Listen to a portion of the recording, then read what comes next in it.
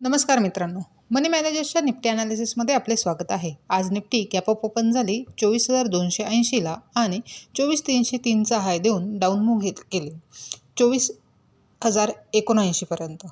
त्यानंतर sideways move करत slowly पुन्हा अपसाइड मूव्ह केले आणि 24,261ला क्लोज झाली।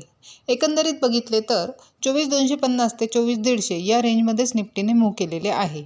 डेली टाइम फ्रेममध्ये बघितले तर 23,697 वरून निफ्टीने कमबॅक घेतलेला आहे। आता 24,700 हा एक अपसाइड हर्डल आहे। जर हा ब्रेक झाला तर निफ्टी 25,200 हिट करू शकते।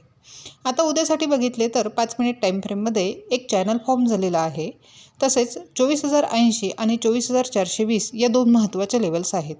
जर 24,420 ही लेवल ब्रेक झाली आणि निफ्टीने सस्टेन केले तर 24,680 किंवा 700 पर्यंत निफ्टी जाऊ शकते।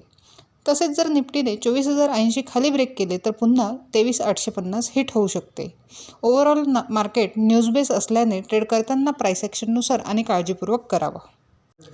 अशाच निफ्टीच्या ॲनालिसिससाठी चॅनल सबस्क्राईब करा, तसेच व्हिडिओ लाईक आणि शेअर करा।